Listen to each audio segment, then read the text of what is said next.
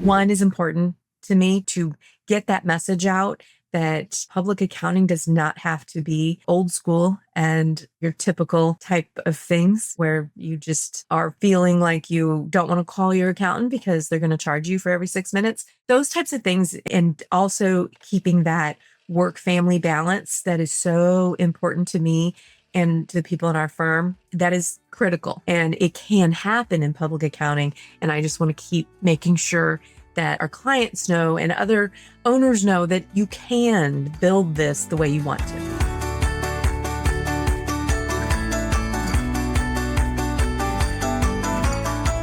Hi, and welcome to Accounting with Confidence. I'm your host, Beth Whitworth, and I am so excited today because I have reached episode 50. Now, for some people, you may think that's not a big milestone, but for me, it has been a long time coming and is a testament to me sticking with this and doing something that really brings me joy and passion. And I love it. And to say that, okay, the majority, maybe not quite the majority of the episodes, but so much has happened in 2025. So for episode number 50, I am going to kind of revisit what I set as goals for 2025 and kind of where we are on that, and kind of let you know what's been going on and a little bit of an update with the firm and myself and where we are. So welcome and thank you for listening or watching on YouTube. That this is episode 50. So along those lines, I would love it if wherever you're watching, you would subscribe, you would follow, you would leave me a note or a voicemail, anything. I would like you to interact with me. I am one of those people who does not check her analytics very often.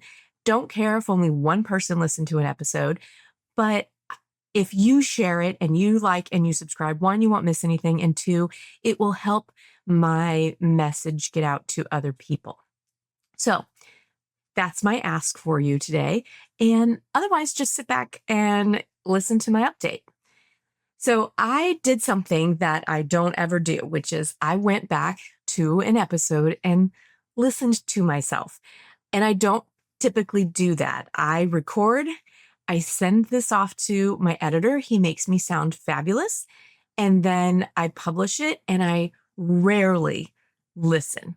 But to prepare for this episode, I thought it was important to really tell you what it was that I shared with you. So back in episode 28, which was late December of last year, I did an episode on what our strategic goals were for 2025. And I said there are a couple of reasons for doing that. One was to let you know what our goals were and what our growth, kind of what kind of goals we set for growth-minded goals. And the other was for you to hold me accountable. So here I am. I'm going to revisit with you what I discussed in episode 28 and where we are 8 months later. I mean, as I'm recording this, we're getting near the end of August. So I'm down to about 4 months left in the year to accomplish these goals. And I thought it was a good time to let you know where I am. So back then, 8 months ago, I let you know about 2 goals that we set. Only 2 things that we wanted to focus on this year. One was a comprehensive marketing plan, defined and implemented.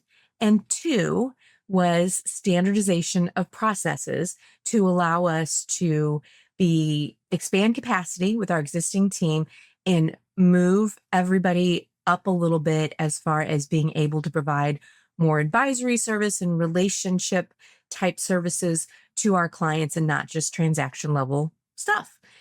And both of those, I referred to them as big, hairy, audacious goals, BHAGs, and they still are.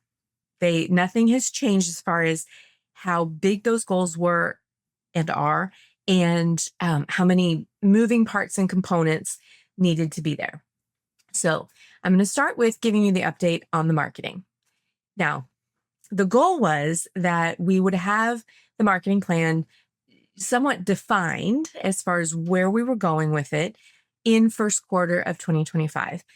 But as you recall, we are a tax preparation firm. And while we don't have a ton of overtime, we do have a lot of work.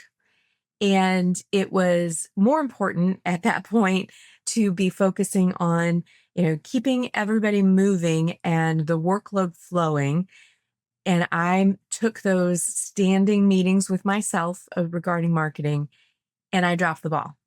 I canceled them. I did not have time to spend that 1 hour a week, or at least that's what I told myself. And part of that I know is a mindset issue with me not being confident enough to know that I could do this on my own, that I could define something of what I wanted, how to move forward with it on my own. And I defaulted back to what I normally do, which is I know how to do tax returns. I know how to do the workflow to get returns out the door, to do tax planning for people, and so that's what I gravitated towards and kind of let the marketing slide. Well, and while that's happening, we were busy. We had plenty of leads. It became kind of secondary. Okay, what is the purpose of the marketing? Well, it's to grow revenues, but right now we have plenty in the pipeline. It's all good. And it was somewhat tabled, but not completely. Because one of the big pieces that I didn't really talk about in that episode that was an underlying piece of the marketing, I guess, but more important, it was something that is a goal of mine personally and professionally, was to get consistent with my podcast. My goal has always been to publish an episode once a week.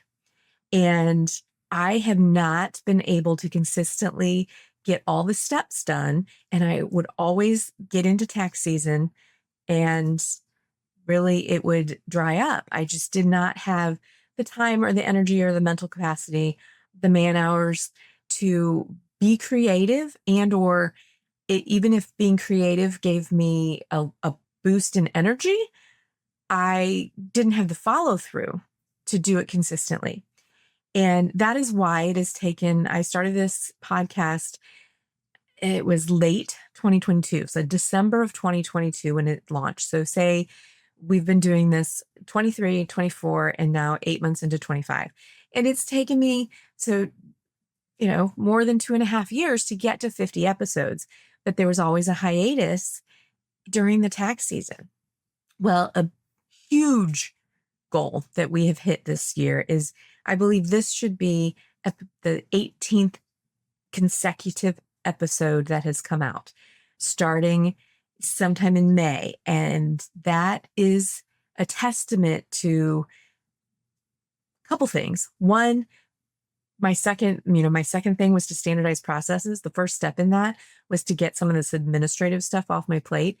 And I utilized my VA to offload everything relating to the podcast that wasn't creative, meaning the topic, the outline, the recording, when I write up my emails, those types of things that I consider creative processes. But the stuff that wasn't, updating the graphic, uploading the episodes, putting the shorts in the right place and posting on social media, all of those things I let go of. And that has allowed me to get to this consistency. And I am thrilled to be getting there, but it wasn't easy. And it was not something that I just said, hey, here, go do this. And you have free reign. And it was a process. But in doing that, it kind of made me realize I'm doing what I'm supposed to be doing. But the marketing plan itself, when we were talking about, we needed to define it, we needed to kind of rebrand, we needed to do all these things that I talked about last December, they just really fell by the wayside. And then we went to Scaling New Heights in June, and I presented, and that was the first time I had presented there. And it was just a brief, 20-minute presentation, and I loved it. And I had connected with some people prior to that remembered me and told me they'd been listening to my podcast and told me that, oh, I heard, when you talked about this or that, or followed up after the talk I gave and were asking lots of questions. And so that pushed Sarah and I to look at that strategic plan a little bit and say, okay, we need to double down on what we're doing with the branding and the website, and because it's resonating somewhere. It's resonating within the community of other business owners, other accounting and bookkeeping providers. And I know I get feedback from my clients that listen. And so we needed to really stop. And this was June. We needed to say, okay, we need to come up with these solutions. And we had talked about how are we going to merge the websites? What type of tech tools do we need to use? And we put some major steps out there. And then we started to move forward on the marketing plan. So currently we have found a third party to help us work with the website, and they also do additional marketing type stuff. And we should be releasing some new branding before the end of the year. And that's pretty exciting. And what we're really doing is just kind of taking, what I love to do over here with the podcasting, the coaching, the teaching, the training, the speaking, and what I'm doing over here with a not your typical accounting firm. We don't bill by the hours. We are looking to, increase the value and the wealth of all the clients that we work with. We're not transactional. We want to be involved, all of those things, that message of we're not your typical firm, and get that all combined into one place. So we're getting clear on our messaging, on what we do, how we do things, why we do things the way we do. So I'm happy to say that I believe that this marketing plan and so a lot of the pieces revolving around it will be in place before the end of the year. So I'm excited, and that means that it will be in place before next tax season, and I think it will bring an enormous amount of consistency, which is one of the things that I said we needed to be able to be consistent with our marketing. That is the key to a good marketing plan. And once we have these things in place and we can start, tweaking and being able to streamline how we're processing, we're not posting this on this website and this on with this website and then a separate email list here. Once we get all that going, that will be something that is more streamlined. Then there'll be more time to focus on some of the other things. So I am happy to say that while I really feel like I dropped the ball during first quarter, I did manage to go to scaling and say, okay, we need to, this is still important, but not from the standpoint of necessarily getting all these leads in will get to that revenue goal, which it will help, but because it is something that just, one, is important to me to get that message out that public accounting does not have to be, old school and, your typical type of things, where you just are feeling like you don't want to call your accountant because they're going to charge you for every 6 minutes. Those types of things, and also keeping that work family balance that is so important to me and to the people in our firm. That is critical, and it can happen in public accounting. And I just want to keep making sure that our clients know and other owners know that you can build this the way you want to. So marketing is 2 thumbs up. I'd say right now, because there's so much work as for me, as far as, okay, I need to, edit the copy on the website. I need to send photos and logos and, kind of dive into that, which I am okay with when I have kind of a list. I can work with that. So those are the next steps. And that's what I will be working towards, so that we have a new website launch. We've really streamlined some things on discovery processes and just really rebranded and come out the other side where we start 2026 with it done, and we just have to maintain it. So I'm excited about that. Now, the second item was that standardizing processes, which I said was a huge, daunting task with lots of moving parts. And the whole goal would be to really get our tech kind of standardized. And we've done a great job with that. We've moved more people from desktop into Zero. We have, implemented Dext more frequently and consistently among our clients, and Melio for bill pay. We've investigated some alternatives for receipt capture and bill pay as well. We, with the announcement at Scaling that while we were there, Xero bought Melio, we think that that's actually going to be something that integrated there will actually increase our capacity. That is, as they move into those implementations, that can only help us. So we're not walking away from Melio, but in some instances, we are looking for other options, but trying to get things more consistent. So we've moved the majority of our desktop clients that aren't on enterprise either up to enterprise so that they can keep their subscription because they need to do job costed payroll, or we've moved them to QBO if it was a good fit, or we moved them to Xero if it was a good fit. And now we're starting to look at some of our existing enterprise desktop clients who have already outsourced a big, like outsource meaning they're using a third party for field services and job costing and project management and all this stuff, that they don't need enterprise to house what's left. And so we can look for a cloud-based solution for them, and that frees up a lot of their IT budget that is managing an internal server. So we've got some projects still going relating to getting tech more consistent with who we work with. We still offer option. You can go with QBO or you can go with Xero, and we find the best fit based on the client's needs. So the tech is getting smoother, which means that consistently we're getting more people, like everybody on the team is dealing with both softwares. They're understanding everybody's got Dext or Melio accounts, so everybody is really kind of in the same vein. And so we've also put in place some certifications we would expect everybody to get on all these apps, and that, up levels the training. We also came out of Scaling New Heights with, instead of like rolling out some big learning platform, we decided to roll out a bonus plan that is based on our core values.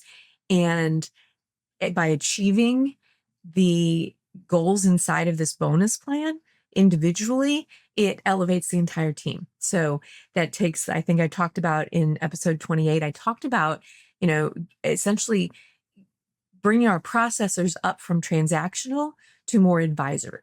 And I think by putting this bonus plan in place, it kind of allows everybody to move at their own pace with that, but with a minimum level that I think everybody can reach. Now, we've had some things that have kind of kept the whole process of standardizing and really getting me out of some of the production.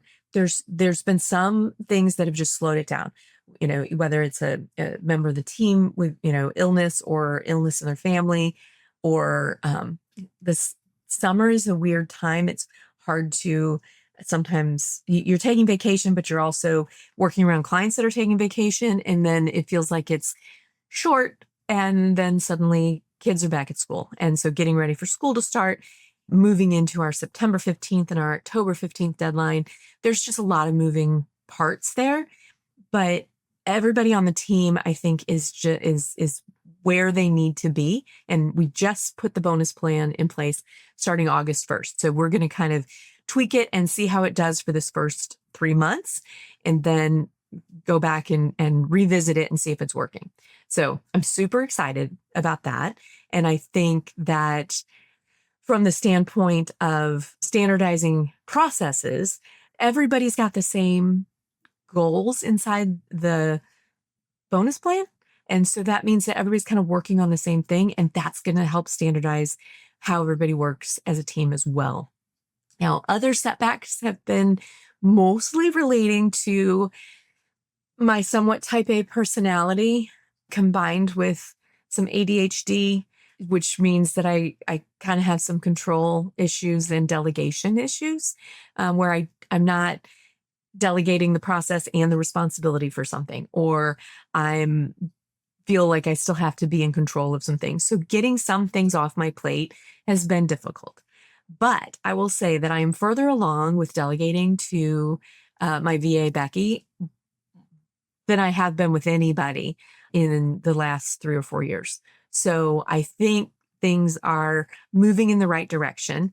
I do sometimes have to be, I don't want to say I need to be managed, but I kind of do need to be managed. I do have, kind of that shiny object, jump squirrel things.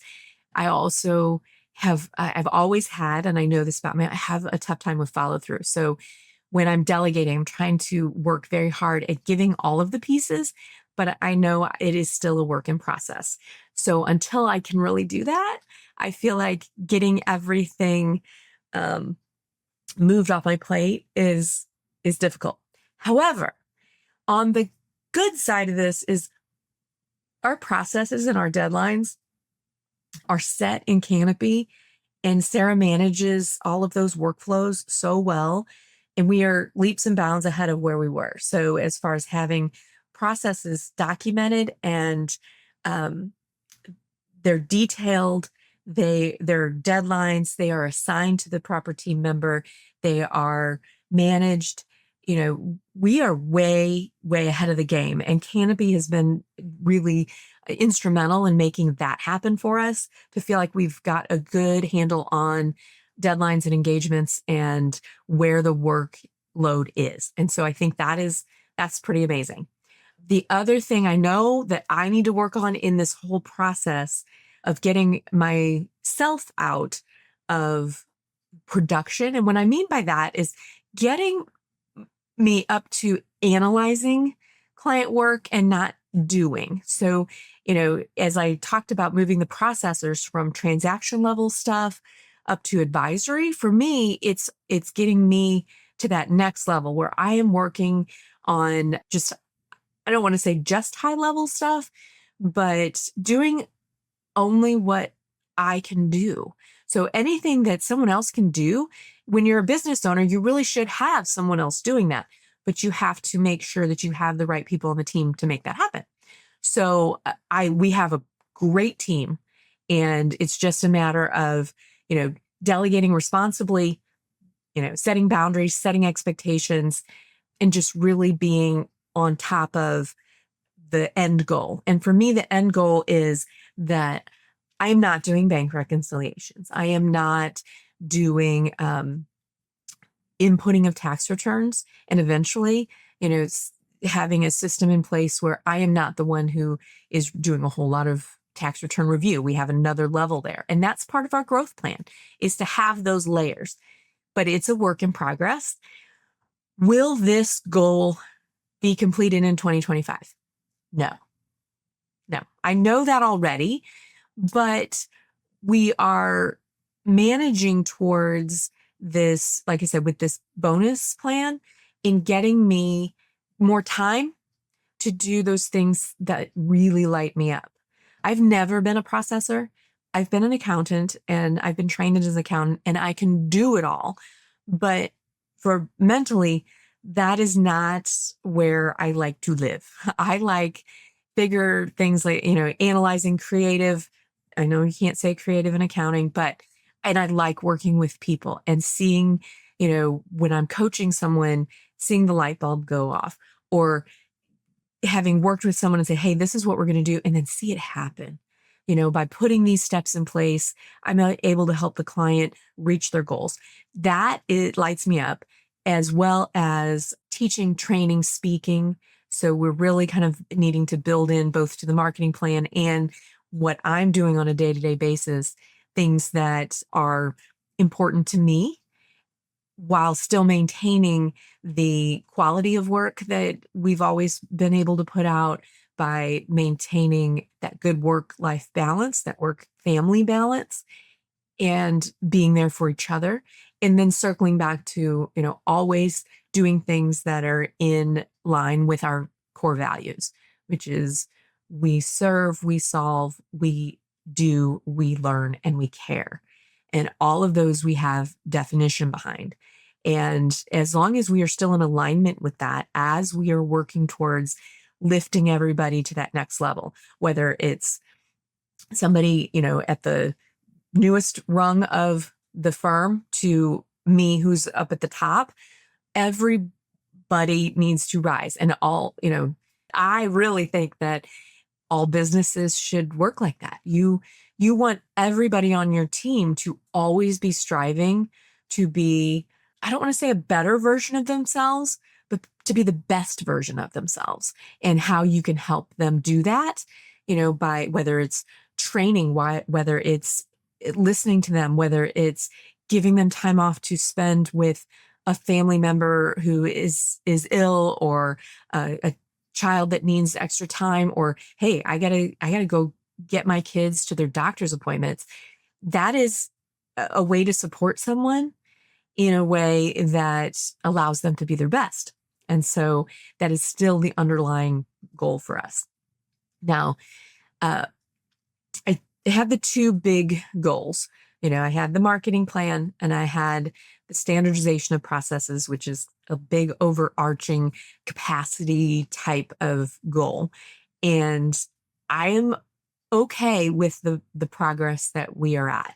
I think there's still a lot of work to do on both sides, but it's also something that we are constantly working on. Sarah and I just had our quarterly meeting and went through, strategic planning. What do we need to work on? Where are we going? What needs to happen?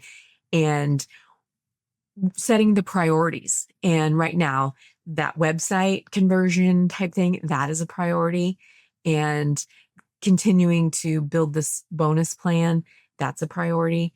And then also continuing to work with clients to solve their pain points is a priority, whether it's a tech issue, whether it's a cash flow management issue, whether it's a tax planning issue. Since there's so much tax stuff this year, that is still the goal, is to work with those clients and get them what they need when they need it. And we're doing it.